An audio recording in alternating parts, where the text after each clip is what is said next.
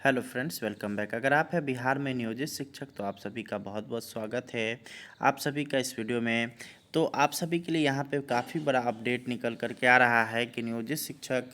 नहीं देंगे सक्षमता परीक्षा। परीक्षा को लेकर के बड़ा आदेश जारी। जी हाँ दोस्तों, आप लोगों के लिए जो नियमावली आ रहा है उसमें यहाँ पे आप लोगों के लिए एक बड़ा आदेश आने वाला है, जिसमें कुछ नियोजित शिक्षक ऐसे होंगे जिनको सक्षमता परीक्षा देने की आवश्यकता नहीं होगी। साथ ही साथ कुछ शिक्षक ऐसे भी होंगे जो कि अपने इच्छा के अनुसार इस एग्ज़ामिनेशन को देंगे। तो चलिए हम लोग इस वीडियो में पूरे डिस्कस करते हैं सारे चीज़ों को और समझते हैं कि क्या इसमें कौन कौन सी चीज़ें नियोजित शिक्षकों के लिए महत्वपूर्ण हैं और नियोजित शिक्षकों के लिए सक्षमता परीक्षा से रिलेटेड कौन कौन सी चीज़ें हैं। तो सबसे पहले आप लोग को बता दें कि कुछ नियोजित शिक्षक साथी ऐसे हैं जिन्होंने बीपीएससी वाला परीक्षा जो आया था, बीपीएससी टीआरई 1, उसको पास कर रखा है। तो वैसे नियोजित शिक्षकों को सीधे तौर पर जो है यहाँ पे राज्यकर्मी में प्रमोट किया जाएगा, जो कि जो है यहाँ पे अभी तक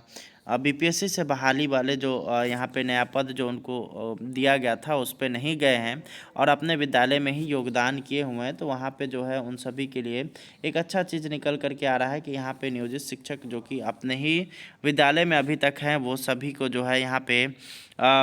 सीधे तौर पर राज्यकर्मी बनाया जाएगा। उनसे किसी भी तरह का कोई भी परीक्षा नहीं लिया जाएगा और उनको जो है सीधे तौर पर प्रमोट किया जाएगा। दूसरा चीज़ यहाँ पे परीक्षा को लेकर के एक और बड़ी यहाँ पे अपडेट है कि अब जो आप लोग का परीक्षा है वो ऐच्छिक हो चुका है, यानी कि आप लोग अपने इच्छा के अनुसार इस परीक्षा को दे सकते हैं। अगर आपका मन होगा कि इस परीक्षा को दे तभी आप लोग को इस परीक्षा को देना है, अन्यथा अगर आप चाहें तो इस परीक्षा को स्किप भी कर सकते हैं। स्किप करने के बाद आप लोग को क्या होगा कि आप लोग को जो है यहाँ पे राज्यकर्मी का जो दर्जा है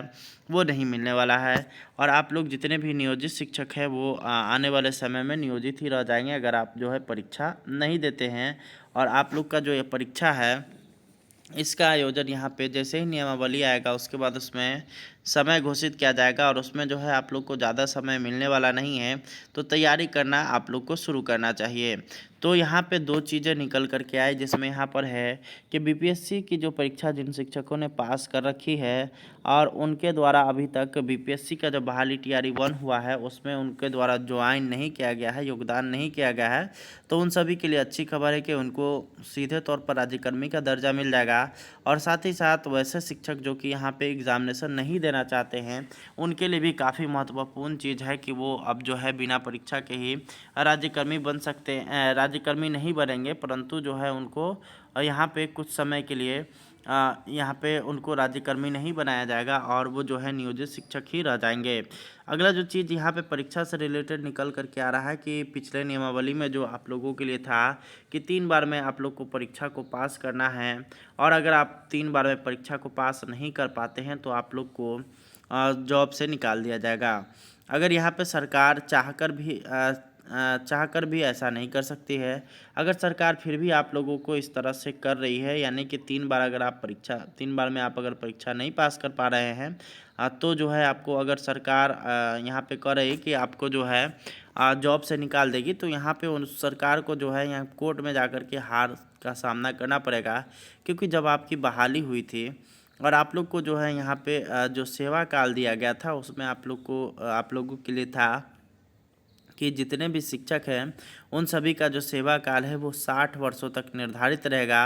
अनलेस कि वहाँ पे उनके डॉक्यूमेंट में सारे के सारा चीज़ सही हो, किसी तरह का कोई गड़बड़ी हो तभी उसको जो है, या फिर उनके आचरण में किसी तरह का कोई भी बदलाव हो या फिर जो है उनका आचरण सही नहीं हो विभाग के प्रति, तब जो है उनके ऊपर कार्रवाई की जा सकती है, उनको जॉब से निकाला जा सकता है। परंतु यहाँ पे ऐसा कोई भी चीज़ नहीं है जिसमें आप लोग को जो है यहाँ पे बीच में कोई नियमावली लाया जाए और उसमें कहा जाए कि अगर आप उसमें पास नहीं करते हैं तो आपको जॉब से निकाल दिया जाएगा। ये कहीं से न्यायोचित नहीं है, जिसको देखते हुए अब जो है नियोजित शिक्षकों के लिए इस नियमावली में बदलाव किया जा रहा है और आप जितने भी नियोजित शिक्षक हैं वो सभी जो है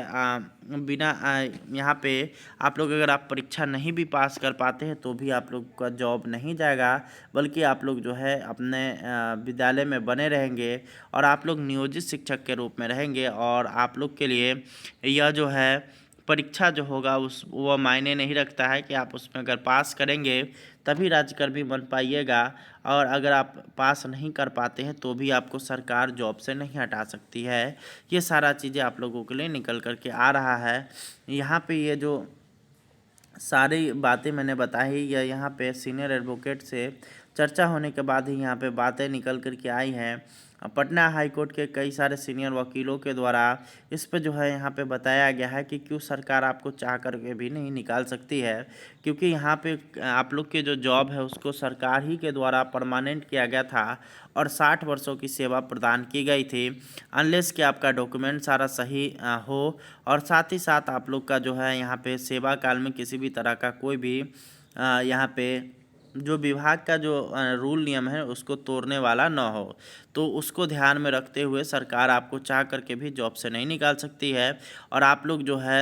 यहाँ पे अगर 3 बार में परीक्षा पास नहीं भी कर पाते हैं तो भी आप लोग को यहाँ पे सेवा काल में बनाए रखा जाएगा। तो ये सारे चीज़ें आप लोग के लिए निकल करके आ चुका है। अब कुछ ऐसे शिक्षक होंगे जो कि यहाँ पे चाह रहे होंगे कि ये जो है परीक्षा हुई ना, तो उनको यहाँ पे स्पष्ट कर देना चाह रहे हैं कि आप लोग को जो राज्यकर्मी का दर्जा दिया जाएगा उसको लेकर के यहाँ पे एग्ज़ामिनेशन लेना आवश्यक है, वो आप ही के हित में है। क्यों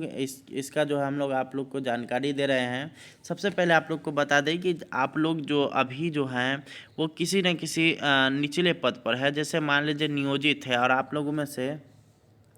बहुत सारे शिक्षक ऐसे होंगे जो पंचायत शिक्षक होंगे, कुछ ब्लॉक शिक्षक होंगे, कुछ जिला परिषद शिक्षक होंगे, कुछ नगर पंचायत, कुछ नगर परिषद शिक्षक, इस तरह से कई सारे कैटेगरी में बटे हुए हैं। तो इन सभी को जैसे ही प्रमोट किया जाएगा, इनको जो है सरकारी किया जाएगा। अभी आप लोग औपबंधिक के तौर पर है, भले ही आपकी सेवा 60 वर्षों के लिए कर दी गई है, वेतनमान दिया जा रहा है, परंतु आप लोग यहाँ पे सरकारी शिक्षक नहीं हैं। तो आप लोग को जैसे ही सरकारी किया जाएगा अर्थात आप लोग का प्रमोशन होगा, और प्रमोशन के लिए आप लोग के लिए जो है यहाँ पे ये परीक्षा लेना सरकार की मजबूरी है, क्योंकि सरकार को जो है आगे चल कर के इसको लेकर के दिक्कत हो सकती है, और सबसे ज़्यादा दिक्कत हो सकती है नियोजित शिक्षकों की। उदाहरण के तौर पर आप लोग उत्तर प्रदेश का जिक्र कर ही सकते हैं, जिसमें यहाँ पे क्या हुआ था कि जब अखिलेश यादव की वहाँ पे सरकार थी तो उनके द्वारा सभी शिक्षकों को जो है राज्यकर्मी का दर्जा दे दिया गया था बिना किसी परीक्षा के। परंतु यहाँ पे हुआ क्या कि टीईटी संघ वालों ने वहाँ पे केस किया, और उसके बाद उनकी वहाँ पे जीत हो गई, और उसके बाद वहाँ पे जो है यह प्रक्रिया लागू हुआ कि जो भी सुपर टेट पास करेगा वही जो है राज्यकर्मी बनेगा। और उसमें जो है यहाँ पे बहुत सारे नियोजित शिक्षक जो वहाँ पे औपबंधिक रूप पर काम कर रहे थे वो सभी फेल कर गए, जिसका परिणाम यह हुआ कि उनको जो पहले 30,000 के आसपास वेतन मिल रहा था, अभी वर्तमान में 10 से 12,000 रुपये के आसपास उनको वेतन मिल रहा है, जो कि यहाँ पे उन सभी के लिए काफ़ी जो है यहाँ पे निचला स्तर पर लाने का काम किया। तो उसको देखते हुए आप लोग को परीक्षा की तैयारी करनी चाहिए। आपकी परीक्षा जो है